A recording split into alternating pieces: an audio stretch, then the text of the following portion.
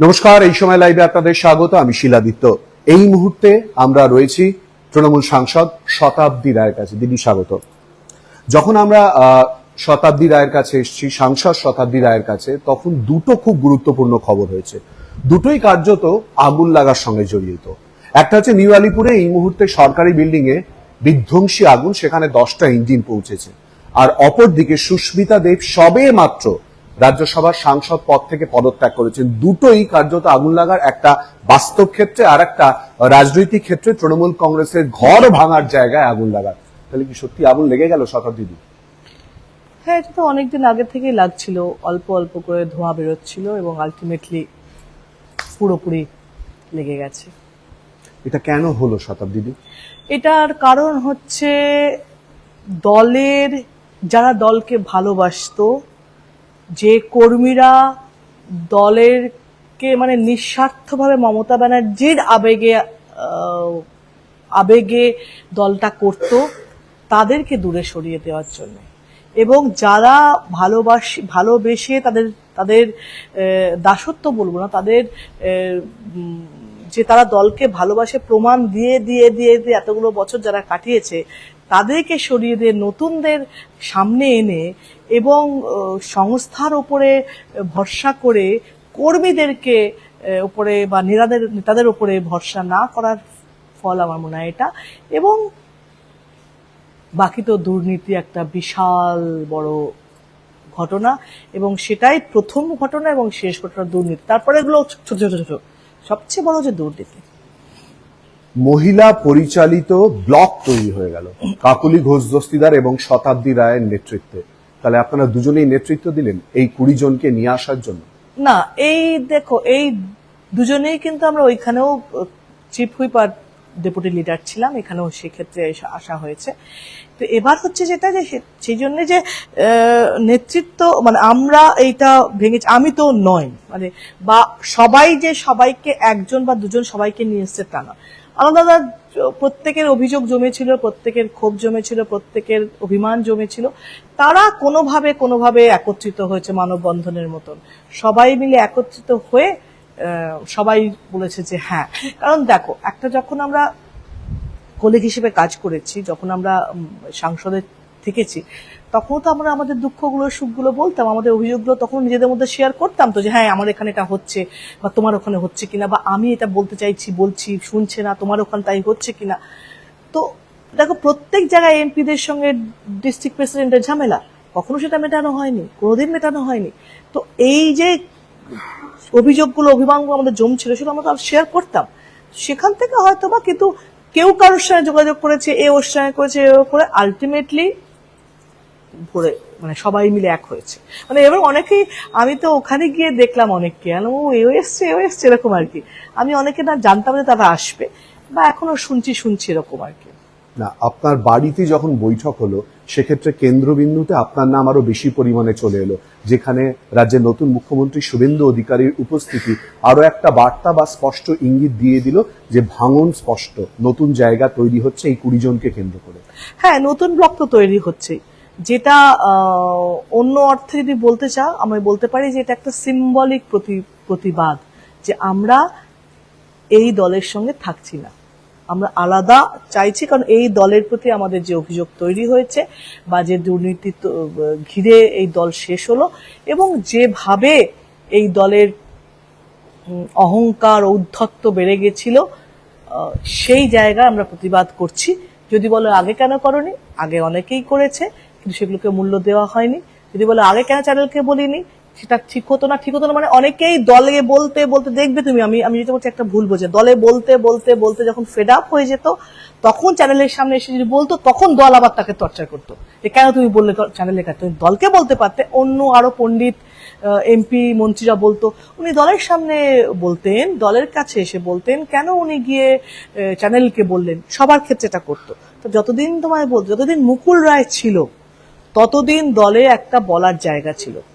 সব সমাধান হতো কি হতো না, হয়তো 90% হতো না, কিন্তু মানুষের, আমাদের কর্মীদের বলার একটা জায়গা ছিল। মুকুলদা সকাল 8টা থেকে রাত্রি 8টা অবধি বসে থাকতো, যে একইভাবে শুনতো, তাদের অনেক অভিযোগ বললেও শেষ হয়ে যায়, তার কোনো সলিউশন দরকার হয় না, কিন্তু বলা দরকার হয়।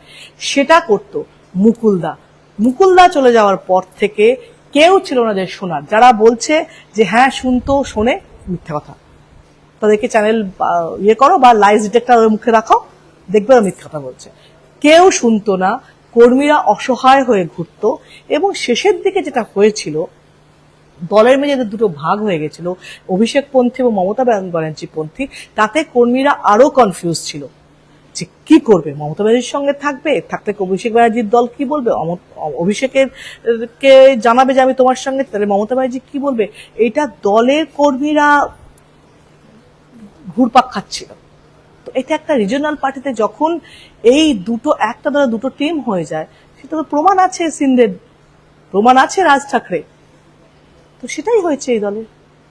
দিদি, একটু আগে আপনি বললেন, আমার প্রশ্নের উত্তরে বলতে গিয়ে আপনি বললেন এই দলে থাকছি না, মানে কি দল থেকে পুরোপুরি বিদায় এটা ধরবো? না দেখো, আমি কিন্তু একটা কথা বলি, আমি এখনো পর্যন্ত মমতা ব্যানার্জির সঙ্গে ইমোশনালি অ্যাটাচ ছিলাম, আছি, থাকবো। মানে আমি যদি বলো, আমি এখনো স্বপ্ন ভাবছি, তোমার সাথে কথা বলছি, আমি ভাবছি কি স্বপ্ন দেখছি কি যে আমি মমতা ব্যানার্জির সঙ্গে নেই, বা মমতা ব্যানার্জি আমি মানে আমার 4 তারিখের হার থেকেই মনে হচ্ছে যে দলটা হেরে গেল এরম ভাবে, যে দিদিকে লোক এরম ভাবে ভালোবাসতো তাকে এরম অসহায় করছে। এইটা আমার মনে হতো, আমার স্বপ্ন মনে হচ্ছিল। তারপরে আমি যে দিদির সঙ্গে নেই এটা ভাবতে আমি এখনো বিশ্বাস করছি না। আমার হচ্ছে দিদির সঙ্গে আমি নেই, মমতা ব্যানার্জি মানে এখনো আমি বলছি আমার দল, আমাদের দল, এই ফিলিং কাজ করছে। মমতা ব্যানার্জির সঙ্গে আমি ইমোশনালি অ্যাটাচ, এবং আমি দুঃখ পাচ্ছি মমতা ব্যানার্জির সঙ্গে না থাকাতে। এবং সেটার জন্যে আমার দুঃখটাকে মমতা ব্যানার্জি যদি আগে থেকে মানতো বা আগে থেকে এইটাকে কেয়ার করতো, তাহলে হয়তো আমি দুঃখ পেতাম না, আজকের এই দুঃখটা আমি পেতাম না। কারণ আমার মনে হয় যে যখন একটা আমি যেমন ফিল্মের লোক, আমাকে যখন নিয়ে আসা যে সম্মান দিয়ে, এবং এতদিনে তোমরা তো বলতো, দেখো মিডিয়া তো বা এখন যা চ্যানেলের অবস্থা, সব প্রমাণ আছে, তুমি দেখতে পাবে না আমি কখনো দলকে বিব্রত করেছি এত বছরে। এই যে কালকে একজন আমাদের নেতা বলছিলেন যে ইয়েতে গিয়ে বলেছি যে সবাই বলেছে মমতা ব্যানার্জিকে ভোট দিন, কাজ করেছে। আরে একটা প্রোডাক্টকে বলতে হবে, তাকে বলা হবে যে মমতা কাজ করেনি, কাজ তো করে। আমি এখনো বলছি মমতা ব্যানার্জি কাজ করেছে, দুর্নীতি সবকিছু ঠেকে দিয়েছে। এবারে যদি বলা হয় যে কেন প্রশংসা করা হয়েছে, তো প্রশংসাটা ভোট চাইতে হলে প্রশংসাটা করতেই হবে। তখন কি বলা যাবে যে না ভোট দেবেন না, যে দলের হয়ে আছো? মানুষের তো ভালো হওয়া উচিত যে তার এত বিদ্রোহ থাকার পরেও তার হয়ে কাজ করা হয়েছে, তার কথা বলা হয়েছে। তো সেখানে আমাকে অনেক সময় হয়েছে, দেখবে যে আমাকে যখন দল থেকে কিছু লিখে পাঠানো হয়েছে, এইগুলো বলতে হবে, এইগুলো বলতে হবে, মমতা ব্যানার্জিকে স্বামী বিবেকানন্দের সাথে তুলনা করতে হবে, সুভাষচন্দ্র বোসের সঙ্গে, আমি কিন্তু কোনোদিন সেগুলো বলিনি। কারণ আমি যেগুলো বিশ্বাস করেছি মমতা ব্যানার্জির সঙ্গে, তখনও যেগুলো বিশ্বাস করেছি এবং এখনো যেগুলো বিশ্বাস করছি সেগুলো। এটা লিখে দেওয়া হতো মমতা বন্দ্যোপাধ্যায়কে বিবেকানন্দ এবং নেতাজি সুভাষচন্দ্র বসুর সঙ্গে তুলনা করতে হবে। অনেক সময় যখন থেকে এই আইপ্যাক আর এই স্টাফদের তৈরি হয়েছিল স্পিচ লিখে দেওয়া, আমি কোনদিন স্পিচ শুনিনি, কিন্তু লিখে পড়া করিনি। পরে আমি ওই কখনো কোনো ইনফরমেশনের জন্য হয়তো বলছি, কিন্তু এই পাবলিক মিটিং এর স্পিচের জন্য এরকম লিখে পাঠানো হতো। এবং অনেক সময় যখন সেন্ট্রালের কিছু স্পিচ দেওয়া হয়েছে, তখনও সেন্ট্রালে আমি কিছু বলতে গেলে তার মধ্যে 10 পাতা মমতা ব্যানার্জির কথা বলার জন্য লিখে পাঠানো হচ্ছে, যেগুলো আমরা বলিনি, আমি তো বলিনি। কারণ এটা তো মানে ওখানকার অপ্রয়োজনীয় কথা। কেন, যেটুকু দেখো মমতা ব্যানার্জির ক্ষেত্রে বহু লোকের মানে দলের ক্ষেত্রে কেউ জানো তো, আমি মমতা ব্যানার্জিকে সম্মান করি, শ্রদ্ধা করি, এখনো করি। শ্রদ্ধা আর চামচাগিরির মধ্যে তফাৎ আছে। এই যে শ্রদ্ধা চামচাগিরি, এর মধ্যে কিন্তু আমাদের বহু নেতা কর্মীদের মধ্যে ভাগ আছে। যারা চামচাগিরি করছে তারা ভাবছে শ্রদ্ধা, কিন্তু আমি বলছি আমি শ্রদ্ধা করি, আমি চামচাগিরিতে নেই। আমি কিন্তু তাকে ভালোবাসি, তাকে সম্মান করি এখনো। তো যারা যে সিমটম গুলো চামচাগিরির বলে, তুমি সেটা দেখবে না আমাকে কোনোদিন এতদিনে, মানে কোনো কেউ তুমি আবার ভিডিও বাইরে দেখাতে পারো যে হ্যাঁ এটাকে চামচাগিরি বলে না। তার মানে কি, তার মানে যে আমাদের এরকম না, তুমি যদি বলছে যে তখনও তুমি আপনি এটা বলেননি কেন, ওটা অনেক কিছু বলা হয়নি। অনেকে আছে তার ক্ষমতাচ্যুত হবে বলে বলেনি, কিন্তু দলে অনেকে আছে যারা সম্মান রক্ষার জন্য বলেনি। কেন? সে অসম্মান, ফট করে সবার সঙ্গে অপমান করে দেওয়া হবে, সেই অসম্মানটা অনেকে নেবে না বলে অনেক সময় অনেকে প্রোটেস্ট করে। এটা কি ধরতে পারি এই মুহূর্তে তৃণমূল কংগ্রেস ছাড়া, অফিসিয়ালি ছাড়া কার্যত সময়ের অপেক্ষা? না, আমাদের তো এখনো আমরা ব্লকেই আছি। অফিসিয়ালি তো আমরা একটা ব্লক, যেটা এনডিএ কে সমর্থনের কথা ভাবা আছে। বিজেপিতে কবে যোগদান করছেন? না, এখনো পর্যন্ত মানে ভবিষ্যৎ কি বলবে আমি জানি না। এই মুহূর্তে সেরকম কোনো জায়গা নেই। মানে এখন এটাই চলছে যে আমরা এখন 20 জন, আমরা এখন আলাদা বসবো, আমরা এখন আলাদা কথা বলবো, এটাই। 20 জনের থেকে সংখ্যাটা বাড়তে পারে হয়তো খুব তাড়াতাড়ি। কিন্তু সেই অর্থে মানে লিগালি প্রয়োজন নেই, জানি না ভবিষ্যৎ কি বলবে। এই তো শুনলাম সুস্মিতাও রিজাইন করেছে, মানে রাজ্যসভা থেকেও তো রিজাইন শুরু হয়ে গেছে। যেহেতু এই প্রসঙ্গটা এলো, সুখেন্দুদা রিজাইন করেছেন, সুস্মিতা দেব রিজাইন করলেন, আরো অনেকগুলো নাম পরপর সামনে চলে আসছে। আপনি রেজিগনেশনটা কি প্রত্যাশিত বলেই মনে করছেন? আমি জানতাম, মানে কারা কারা রিজাইন করছে আমি জানি, এই জন্য আমার কাছে প্রত্যাশিত। মানে আপনি বলছেন রেজিগনেশনের লিস্ট আরো বাড়বে? হয়তো। 4 তারিখ ভোটে হারা কারণ হিসেবে শতাব্দী রায়কে যদি বিশ্লেষণ করতে বলা হয়, প্রথম 4টে কারণ: দুর্নীতি, ওভার কনফিডেন্স, আইপ্যাকের ওপর ভরসা করা, সম্পূর্ণ ভরসা করা। এবং মানে এটা কিন্তু প্রশান্ত কিশোরের আইপ্যাক আর প্রতীক জৈনের আইপ্যাকের মধ্যে তফাৎ আছে। প্রশান্ত কিশোর হচ্ছে থামতে বলো। প্রশান্ত কিশোর হচ্ছে রাজনৈতিক লোক, বুদ্ধিদীপ্ত রাজনৈতিক লোক, তার সিদ্ধান্ত বা তার সাজেশন কিন্তু কাজে লাগার। কিন্তু আমার ধারণা প্রতীক জৈন ব্যবসায়ী, আমি তার সঙ্গে খুব একটা জানি না, কিন্তু আমার যেটুকু নিজের ধারণা, তো তার সঙ্গে প্রতীক জৈনের তফাৎ আছে প্রশান্ত কিশোরের সঙ্গে, সেটা। এবং কারুর সাজেশন না নেওয়া, কারুর কথা না শোনা, নিজেরা যেটা ভাবছে বা সেটা বলছে সেইটা। এবং দিদির দলের প্রতি, মানে দলের সব ক্ষমতা হাত থেকে অভিষেকের ওপর ছেড়ে দেওয়া। আমি অভিষেক ভুল বলছি না, আমি বলছি অভিষেকও ঠিক, জেনারেশন গ্যাপে যেটা হয় সেই তফাৎ হতে পারত, কিন্তু সবাই কিন্তু দিদির সঙ্গে আবেগে জড়িত। দিদি যদি সব ক্ষমতা না দিয়ে দলকে দিদির হাতে রাখতো, তাহলে কিন্তু অনেক লোক দিদির সঙ্গে জুড়ে থাকতো। দিদির কিন্তু এই সিদ্ধান্তটা, এত বড় একজন পলিটিশিয়ান হিসেবে দলকে পুরোটা ছেড়ে দেওয়া, খুব ভুল। আর একটু স্পেসিফিক্যালি জিজ্ঞেস করছি শতাব্দী, তাহলে কি অভিষেক বন্দ্যোপাধ্যায়ের অহংকার, দম্ভ এই চূড়ান্ত হারের পেছনে অন্যতম বড় কারণ?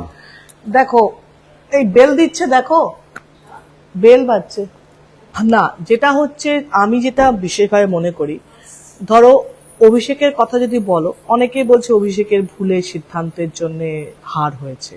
আমি কিন্তু সেক্ষেত্রে একটু দ্বিমত পোষণ করছি। তার কারণ অভিষেক কিন্তু, আমি এখনো মনে করি অভিষেক কিন্তু খুব বুদ্ধিদীপ্ত।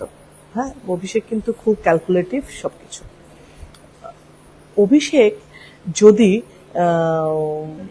ধরা যায় যে সিদ্ধান্ত নিয়েছে ভুল, সিদ্ধান্ত নেওয়া ভুল হতে পারে, দেখো একটা সিদ্ধান্ত নিতে হবে, একটা দল চালাতে গেলে ইলেকশনের সিদ্ধান্ত নিতেই হবে। সেটা আগেও নিয়েছে, সেটা ভালো ঠিক হয়েছিল, তখন তো তার অভিষেকের সিদ্ধান্ত ঠিক ছিল। হতে পারে সেটা ভালো সময়ের জন্য, হতে পারে সেটা ক্লিক করে গেছে প্রশান্ত কিশোরের, যে কোনো, তাহলে সেটাকে আমি অ্যাকসেপ্ট করছি। তাহলে এই হারটাও ওর সিদ্ধান্তে হতে পারে, কিন্তু সেটা অ্যাকসেপ্টেড, যে হ্যাঁ ও ভেবেছিল ভালো করবে, খারাপ হয়ে গেছে। যেটা আমার আপত্তি এবং যেটা মানুষের আপত্তি, সেটা হচ্ছে অভিষেকের লাইফস্টাইল। অভিষেক যে জীবনযাপন শুরু করেছে, বা অভিষেক যে জীবনযাপনে অভ্যস্ত হয়ে গেছে, বা যেখান থেকে মানে হয় না, মানে কি বলবো, আমাদের দলটারই ইউএসপি মমতা ব্যানার্জির সিম্পলিসিটি, মমতা ব্যানার্জির মাটির সঙ্গে থাকা মানুষ, মমতা ব্যানার্জি, মানে আমি 2009-তেও ইলেকশন করেছি, বলেছে যে মানে কেউ টাকা পয়সা চায়নি ইলেকশন করার জন্য, কেন না মমতা ব্যানার্জির দল করছি, মমতা ব্যানার্জির ভোট করছি, এই আবেগে শুধু ভোট হতো। তার মানে এই মানুষটার সঙ্গে যুক্ত ছিল, সেখান থেকে সব দূরে সরে যাওয়া হলো। এবং যে মানে মমতা ব্যানার্জি যেখানে, সেখান থেকে অভিষেক ব্যানার্জির স্টাইল একদম অন্য হয়ে গেল। হয় বাবা ছেলেরও এজ ডিফারেন্সের বা ভাবনা চিন্তা তফাৎ হয়, দুটোই অ্যাকসেপ্টেড। আমার ব্যক্তিগত অ্যানালিসিস, যদি মমতা ব্যানার্জি তার এত বছরের অভিজ্ঞতা, পলিটিক্যালি 4 জনের নাম বলতে গেলে ভারতবর্ষে ওনার নাম বলতেই হবে, সেই মানুষটা যদি থাকতো, আর অভিষেকের আজকের কম্পিউটারাইজ জীবন, মানে কম্পিউটারাইজ সোশ্যাল মিডিয়া ফিডিয়া এইসব এগুলো, এবং এর এই ইয়াং জেনারেশনের স্মার্টনেসকে নিয়ে দুজন যদি একসঙ্গে দলটাকে একসঙ্গে, এটা ইম্পর্টেন্ট, একসঙ্গে দলটা চালাতো, তাহলে দারুণ কিছু হতে পারতো। দুজনকেই প্রয়োজন ছিল, এই জেনারেশনকে প্রয়োজন ছিল, জেনজি ভাষাও প্রয়োজন ছিল, আবার পুরনো অভিজ্ঞতাও প্রয়োজন, রাজনীতিতে অভিজ্ঞতা খুব ইম্পর্টেন্ট, দুটোই প্রয়োজন ছিল, কিন্তু সেটা হলো না। সেই জন্যই দলটা 1 মাসের মধ্যে ইতিহাস লেখা থাকবে যে মমতা ব্যানার্জির মতো জনপ্রিয় মানুষ, নেত্রী, 1 মাসের মধ্যে দলটা শেষ হয়ে গেল। এখনো তো শেষের দিকেই।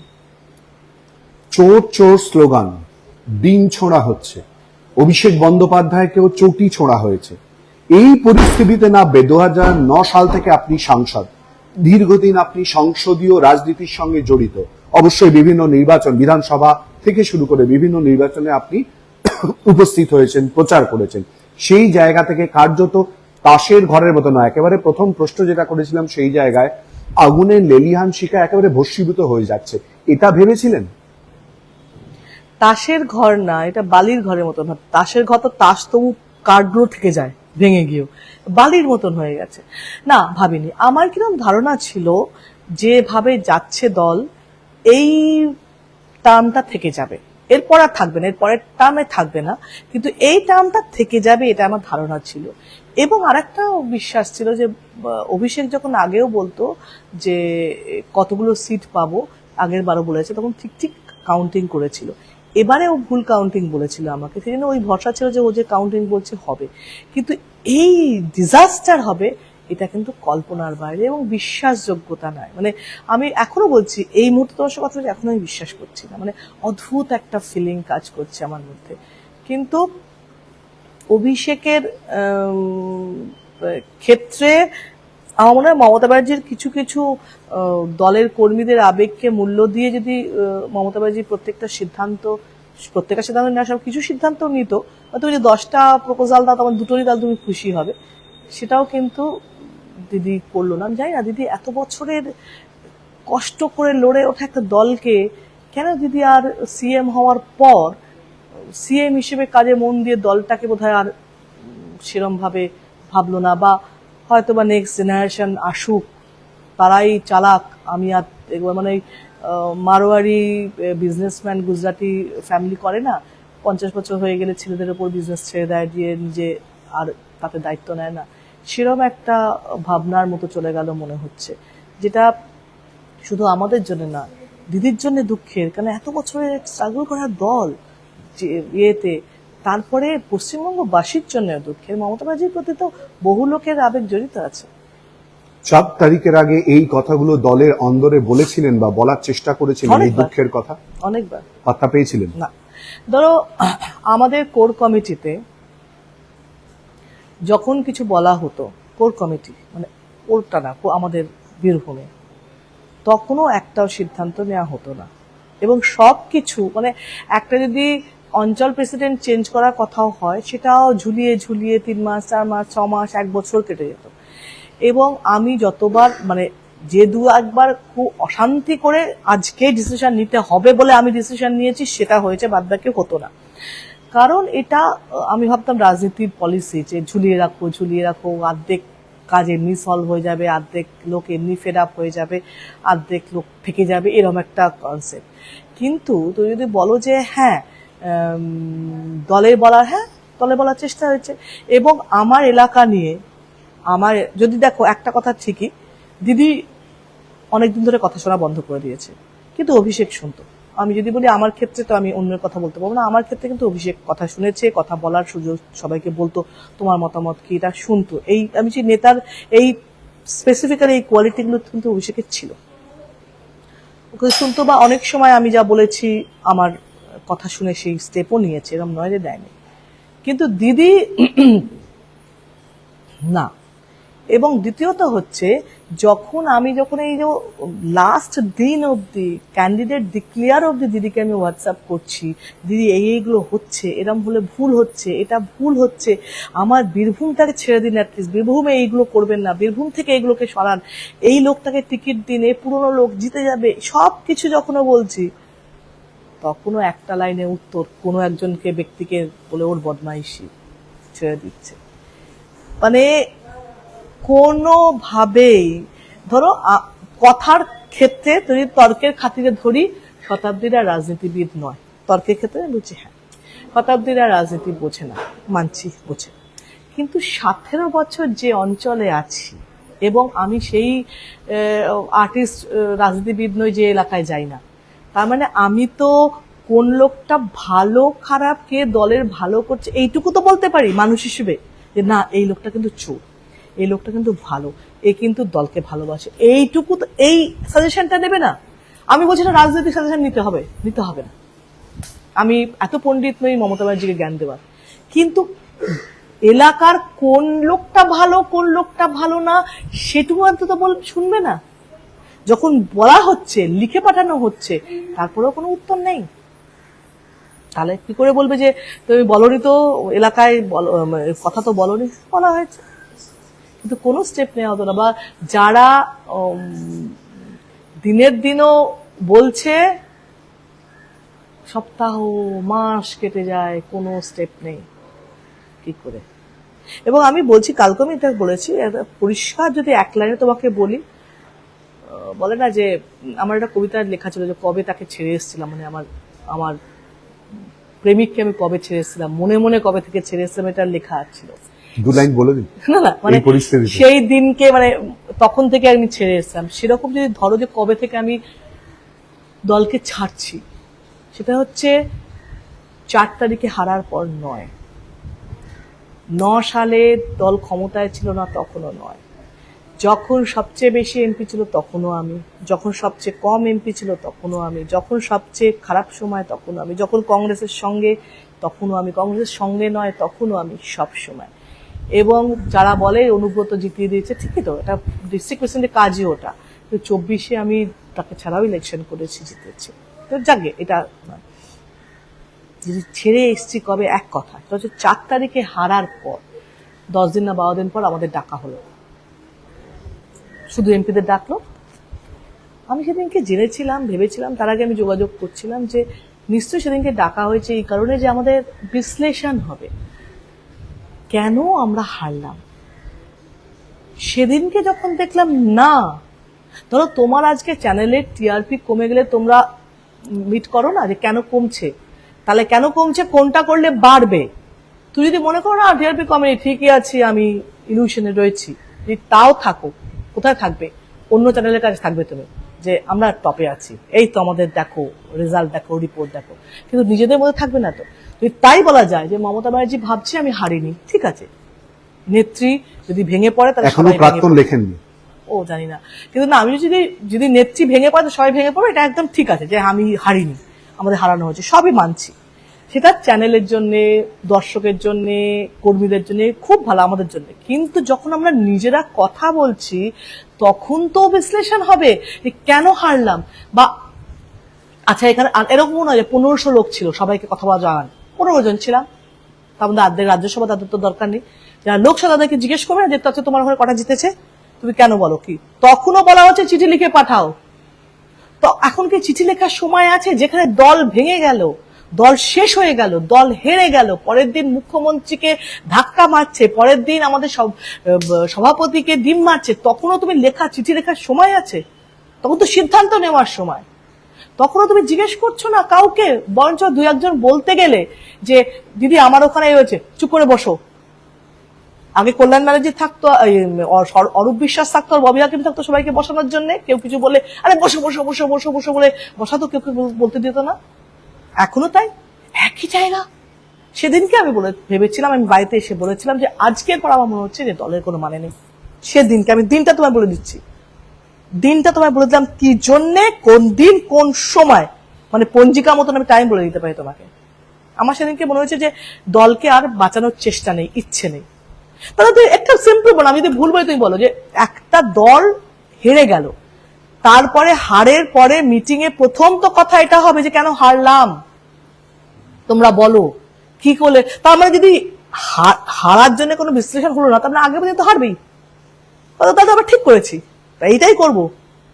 তাহলে তাই হচ্ছে, মানে যে আমি যদি কেন হেরেছি না ভাবি, না জানি, বা আলোচনা না করি, আমি তো লুকিয়ে থাকতে পারি না।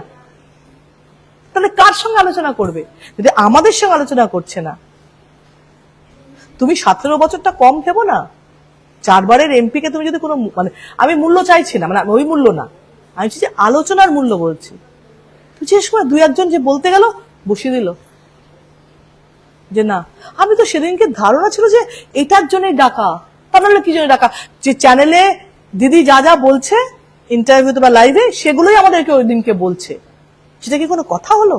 আমরা চ্যানেল থেকে শুনে নিয়েছি দিদি কি বলছেন, সেগুলো আমাদের কোনো বলার কথা? আমাদের তো বলা নিজস্ব কথা বলা, যেটা আমি তোমাকে বলবো না। সেদিনকে আমাদের আলোচনা করা উচিত যেটা আমি চ্যানেলকে বলবো না, তো হলো না। এবং আমি আগে পরে যারা মিটিং করেছে সেই এমএলএদের কাছে জিজ্ঞেস করেছি যে তোমাদের মিটিং এ কি হলো, কিছু তোমাদের বলতে দিয়েছি? বলছে না, 2-1 যে বলতে তাকে অপমান করা হয়েছে, বলতেই দিচ্ছে না, এখনো আলোচনা হচ্ছে না। তাহলে কবে আলোচনা হবে তুমি বলো? তুমি বলবে যে আপনি তো সময় থাকলেন, সুখের সময় থাকলেন, এখন তো চলে যাচ্ছেন, তাহলে এরপর আর কখন যাব? এরপর আর কি দেখতে বাকি, যার পরে যাব? এরপর আর কি দেখা বাকি আছে? কি দুর্নীতি বাকি আছে? বালিশের তলায় হাত দিলে সবার দুর্নীতি বেরোচ্ছে। হাত সোনা, ওই ইয়ে ছিল না, সোনা হাত দিলে সোনা হয়, সেটা হাত দিলে দুর্নীতি বেরোচ্ছে। তো আর কোন দুর্নীতি বাকি দেখতে আসবে? আমি যত বছর আপনার সাক্ষাৎকার নিচ্ছি তত বছর এই প্রথমবার আপনাকে এতটা উত্তেজিত হতে দেখলাম। উত্তেজিত হওয়ার উপায় নেই। আমি আমি খুব দুঃখে আছি, বিশ্বাস করো আমি দুঃখে আছি। আমার যদি একটা অপরাধ কাজ করছে, আমি বলছি দল ছাড়ছি কি আমি আলাদা ব্লক করছি, আমার কোনো অপরাধ বোধ নেই। আমি নিজেকে বুঝিয়েছি কি কি কারণে ছাড়ছি, আমি তোমায় বললাম। আমার যদি একটা অপরাধ বোধ কাজ করে, সেটা হচ্ছে আমি আমার জীবনে, আমার জীবদ্দশায় জ্ঞানত আমি কাউকে, কারোর আমার বন্ধু থেকে, আমার কলিগ থেকে, আমার হিতৈষী থেকে, আমার শত্রু থেকে, অনুব্রতকে আমার শত্রু ভাবতে পারো, সেই শত্রুকে পর্যন্ত খারাপ সময় আমি ছাড়িনি, ভালো সময় ছেড়েছি। কিন্তু মমতা ব্যানার্জির খারাপ সময় আমি ছাড়ছি, এই একটা আমাকে কাটা দিচ্ছে। আমার একটা অপরাধ বোধ কাজ করছে যে মমতা ব্যানার্জি খারাপ সময় ছাড়ছি, আর কোনো অপরাধ বোধ কাজ করছে না। শুধু আমার ইমোশনাল জায়গা থেকে আমার মনে হচ্ছে যে এই সময় আমি দিদিকে ছাড়লাম, কারণ আমি তো জীবনে আমি আমার ইতিহাস বলছে না আমি কাউকে ছেড়েছি এই সময়, এই একটা খারাপ লাগছে। কিন্তু দিদি করলো, দিদি সেই জায়গায় নিয়ে গেল আমাদের আলাদা কোনো স্বার্থ ছিল না।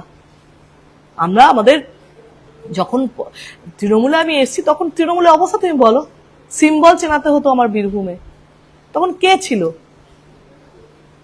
আজকে তুমি সিরিয়ালের মেয়েগুলোকে নিয়ে সামনে বসিয়ে বলছো যে না, মানে আমাদেরকে নো ম্যানস ল্যান্ড করে দিত। এমপির সময় বলতো ওরা সিনিয়র এমপি, তুমি তো, মানে আমি তো পলিটিক্সের নই, আমি তো আর্টিস্ট। যখন আর্টিস্টের কথা, তখন তুমি তো এমপি, তুমি তার মানে তো নো ম্যানস ল্যান্ড, এখানে নেই এখানে নেই। তুমি একটা সিম্পল বলো একটা কথা, আজকে বিজেপি ক্ষমতায় এলো, সিনেমা আর্টিস্টদের সিনেমার দায়িত্ব দিল, একদম ঠিক। আমি তাপস পাল প্রথমে এসেছিলাম, যারা চুড়োয় থাকা, এরম নয় যে ধাক্কা খাওয়ার পাঠ করে এসেছি, চুড়োয় থাকা আমরা দুজন এসেছিলাম। এবং সেই সময় তৃণমূলের সঙ্গে থাকা মানে লোকের সঙ্গে শত্রুতা বাড়ানো, সেই শত্রুতা বাড়িয়ে আমরা এসেছিলাম তৃণমূলে। সেই সময় একদিনের জন্য সিনেমার কথা আমাদের সঙ্গে আলোচনা হয়েছে, যে আমরা জানি সিনেমা কোথায় আয়না লাগালে মেকআপ হয় আমি জানি, কোথায় কখন কাট বললে এডিট করলে কি হয় আমি জানি। সেখানে একদিনের জন্য আমি তো কোথাও দেখেছি, আজ পর্যন্ত গেছি সিনেমা, কোনো কথা বলেছি, মাঝখানে ফিল্ম ফেস্টিভ্যালও যেতাম না, দিদি পরে ডাকলো বলে আমি গেছিলাম। আমি যেতাম অভিমান থেকে, আমি যে কারণে এসেছি, বা আমি তো জানতে পারবো উন্নয়ন কাকে বলে, বা সিনেমায় কোনটা করলে ঠিক হবে। একদিনের জন্য আমাকে সে বলছে বিজেপি তো ওদেরকে দিয়েছে, ঠিক ঠিক লোককে দিয়েছে, মানে ঠিক লিখতে, মানে তারা সিনেমাটা জানে। তুমি আমাকে দিলে ডাক্তারিতে, আর ডাক্তারকে দিলে যাত্রাতে, আর যাত্রার লোককে দিলে ইঞ্জিনিয়ারিং এ, তা তো নয়, তা তো নয়। এবং সেটা হয়েছে তো। এবার আমি যেগুলো বলছি কোনো তো মানে অসত্য বলছি না। কি করে? অনুব্রত মণ্ডলের কথা আপনার কথায় বারবার করে চলে আসছে। অনুব্রত মণ্ডল কতটা বাধা সৃষ্টি করেছিল, কতটা সহযোগিতা করেছিল এবারে হুম মানে এই নির্বাচনে? শতাব্দী রায়ের সঙ্গে। শতাব্দী রায়ের প্রথম দিকে খুবই খারাপ ছিল, আমাদের সঙ্গে খুবই প্রবলেম ছিল। পরে আমি রিয়েলাইজ করেছিলাম যে অনুব্রত মণ্ডলের সম্পর্কে আমার যে ওই কথাবার্তা, ওই চরম ওই সবগুলো আমার আপত্তি ছিল, তার সমস্যা ব্যক্তিগত। দিদিকে যখন ওই আপত্তি করতাম, দিদি তখন ওকে সাপোর্ট করত এবং আমাকে ডাউন করার জন্য ওখানে গিয়ে অনুব্রতর তারিফ করত। তো সেগুলো আমি যখন, কিন্তু পরে আমি রিয়েলাইজ করেছি যে অনুব্রত পলিটিক্সের জন্য একদম ঠিক, দলের জন্য একদম ঠিক, সংগঠনের জন্য একদম ঠিক। সেটা আমি আস্তে আস্তে অভিজ্ঞতা থেকে বুঝতে পেরেছিলাম যে অনুব্রত ঠিক ঠিক মানে দলের জন্য একদম ঠিকঠাক। কিন্তু পরে তো অনুব্রতর সঙ্গে কি দল ঠিক করলো কিনা সেটা জিজ্ঞাসা চিহ্ন রয়ে গেল। অরূপ বিশ্বাসের একচ্ছত্র অধিপতি হয়ে থাকা সঙ্গে ভাইকে নিয়ে টালিগঞ্জের কতটা ক্ষতি করলো গত 15 বছরে? আমার খালি পুরোনো ইন্টারভিউগুলো বার করো। যখন আমি দলের সঙ্গে ছিলাম, দলের সাংসদ হিসেবে, এবং দলের থেকে তুমি যদি বলো দলের থেকে তুমি পুরোনো ইন্টারভিউগুলো বার করো, শুধু এই বিষয়টা বার করো। প্রত্যেকটা চ্যানেলে আমি বলেছি আমি ব্যক্তিগতভাবে ফিল্মে রাজনীতির আপত্তি, ফিল্মে কোনো রাজনৈতিক দল থাকাটা আপত্তি। কারণ আমরা যখন ফিল্ম করেছি চুটিয়ে, তখন সৌমিত্র চট্টোপাধ্যায়, বিপ্লব চট্টোপাধ্যায়, অনিল চট্টোপাধ্যায়, অনুপ কুমার, এরা সব রাজনীতি করতো, বামপন্থী ছিলেন। তারা একদিনের জন্য আমাদেরকে ইনফ্লুয়েন্স করেনি রাজনীতি করার জন্য, না তারা সেটে এসে রাজনীতির গল্প করত, না তারা কোনো সংগঠন তৈরি করেছিল। এটা আমি প্রত্যেক ইন্টারভিউতে বলেছি যে আমি এর একদম বিপক্ষে। ফিল্মকে স্বাধীনতা দেওয়া উচিত, যারা রাজনীতি করতে আসছে আমার মতন তারা ঠিক আছে, তো বাকি সবাইকে করানো। আর দ্বিতীয়ত আমি এখন আস্তে আস্তে খুঁজে, সত্যি আমার সঙ্গে সিনেমার জগৎ ছিল না, আমি জানিও না কি কি হতো, কিন্তু আমার একটা কথাই মনে হয়েছে যে অরূপ স্বরূপ ফিল্মে কিছু জানে না। যেটা তোমাকে আগে বললাম তাপস পাল, শতাব্দী রায়ের কথা, অরূপ স্বরূপ ফিল্মে কিছু জানে না। তারা তাদের রাজনৈতিক বুদ্ধি দিয়ে যদি ফিল্মকে চালাতে চায়, ফিল্ম ইন্ডাস্ট্রিকে চালাতে চায় রাজনৈতিক বুদ্ধিতে, সিনেমা কিন্তু রাজনৈতিক জায়গা নয়। সিনেমার শিল্পীদের, টেকনিশিয়ানদের ক্রিয়েটিভ জায়গায় যে কাজ মানুষের আছে, সেই ক্রিয়েটিভ মানসিকতার মানুষদের সঙ্গে রাজনীতি লুকতে মিলবে না। সুতরাং তারা যেভাবে ডমিনেট করতে চেষ্টা করেছে, যেভাবে ইন্ডাস্ট্রিকে রুল করার চেষ্টা করেছে, সেটা হয়তো ওরা নিজেরা অ্যাক্টর হলে, ডিরেক্টর সাকসেসফুল ডিরেক্টর হলে হয়তো ওদের কথা কেউ শুনতো, বাদ বাকি ওরা সর্বনাশ করে দিয়েছে। সেটা আমি কিন্তু আগের ইন্টারভিউ দেখো, আমি সবসময় বলেছি যে আমি এর পক্ষে নই যে দলের লোক ওখানে ইন্টারফেয়ার করবে এটা। তার ফলে এখন যেহেতু ওটা হয়ে গেছে, এখন বিজেপিও ইন্টারফেয়ার করে, এখন বিজেপিও কন্ট্রোল করবে। এখন দুঃখ হচ্ছে ইন্ডাস্ট্রি কিন্তু রাজনৈতিক ঘেরাটোপ থেকে আর বেরোতে পারবে না। এটা কিন্তু আমাদের সময় অবধি ছিল না, যেটা তৃণমূল এসে করে দিল সেই পন্থায় বিজেপি করবে, বিজেপি পরাজয় দেয় সেটা। কারণ এটা তো এই জুতে পা ধরে সবাই, এটা কিন্তু শিল্পীরা বিভাজন, কখনো কেউ এই দলে থাকবে, কখনো এই দলে থাকবে স্বার্থের জন্য কি এই জন্য, কিন্তু এই দলে থাকলে কাজ পাবে। আমি তো তৃণমূলের থেকে ছিলাম, কতদিন কটা কাজ করেছি। এই যে সবাই সিম্প্যাথি নিয়েছে যে আমি বিজেপি করেছি বলে কাজ করতে পারিনি এত বছর, আমি তো 10 বছর কাজ করিনি, 15 বছর কাজ করিনি, একটা হয়তো কাজ করি, তাহলে কি আমি দলের থেকে কাজ করতে পারতাম না? তাহলে বা দলের জন্য কিছু হয়নি, যার যার নিজস্ব কারণে হয়নি। কিন্তু আরেকটা হচ্ছে যে এটা আমরাও বললাম যে এটা টালিগঞ্জ ইন্ডাস্ট্রির একটা কালো অন্ধকার, কালো জগৎ রয়ে গেল, যে ইন্ডাস্ট্রি রাজনৈতিক মুক্ত হতে পারলো না বাকি জীবন। এই প্রসঙ্গে আমার শেষ প্রশ্ন থাকবে, গুরু দক্ষিণা থেকে তৃণমূল দক্ষিণা দেওয়ার পর কি মনে হচ্ছে খুব খারাপ হয়ে গেল জীবনটা? না না, দেখো জীবনে ওঠাপড়া থাকবে, নানান লড়াই থাকবে, মন খারাপ থাকবে, অনেক কিছু, কিন্তু সময় শিখিয়ে দেয় যে ঠিক করছো ভুল করছো, বা সময়ের স্রোতে চলো, অন্যায় না করে, বদমাইশি না করে, কারোর ক্ষতি না করে তুমি যদি চলতে থাকো, সব যেরকম ভাবে, আমি তো এটা বিশ্বাস করি যেরকম ভাবে চলে যাবে সেরকম ভাবে চলবে। আমি না কোনোদিন দম্ভ দেখিয়েছি, না আমার 300 ছবির নায়িকা হিসেবে অহংকার দেখিয়েছি, না 4বারের এমপি হিসেবে অহংকার দেখি। আমি দেখেই এক একজন এমএলএ, আর একটা এমএলএ 7টা এমএলএর মাথায় আমরা, মানে এমপি। আমি কোনোদিন কোনো দম্ভ দেখাইনি, দেখাই না, দেখাবো না। ভগবান যেন না করে আমার কোনোদিন দম্ভ অহংকার হয়। আমি সবসময় মনে করি যে যা ভগবান আমায় দিয়েছে আমি সেরকম ভাবে চলতে চাই, এবং ঠিকঠাক ভাবে চলতে চাই। যখন যেটা আমি ঠিক মনে করি সেটা আমি করবো।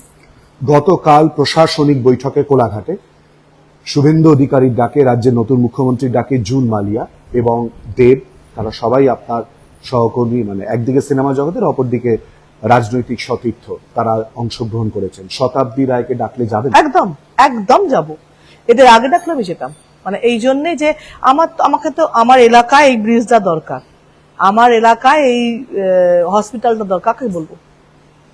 তোমায় তো বলবো না, চ্যানেলের থ্রু দিয়ে তো বলবো না, তাই না? আমাকে তো বলতে হবে সেই মুখ্যমন্ত্রীকে, সেই অফিসারদের, সেই সরকারকে। তো সেজন্য আমাকে যেতেই হবে। রাজ্যের নতুন মুখ্যমন্ত্রী শুভেন্দু অধিকারীর কাছে শতাব্দী রায়ের কি প্রত্যাশা?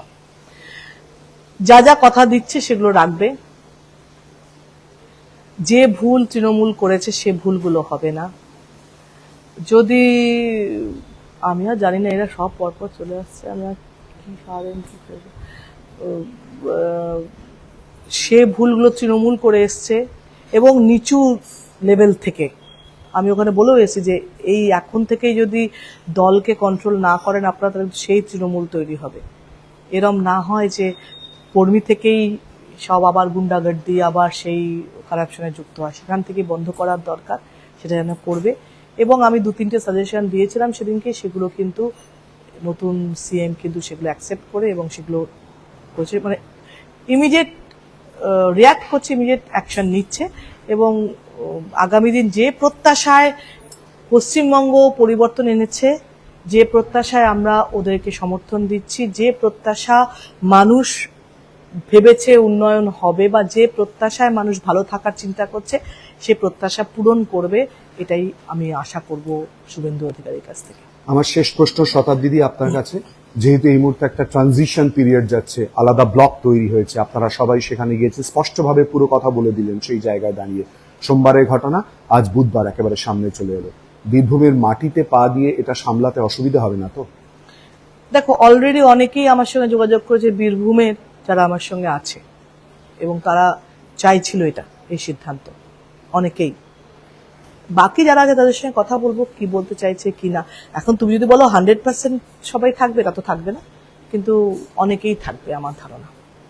অনেক ধন্যবাদ শতাব্দী আমাদের সঙ্গে পুরো বিষয়ে আলোচনা করার জন্য, এবং তারই সঙ্গে একেবারে খোলামেলা সমস্ত উত্তর দিয়ে দিলেন শতাব্দী রায়। এরপরের কথা সময় বলবে, আর আপনাদের চোখ থাকুক এই সময় লাইভ।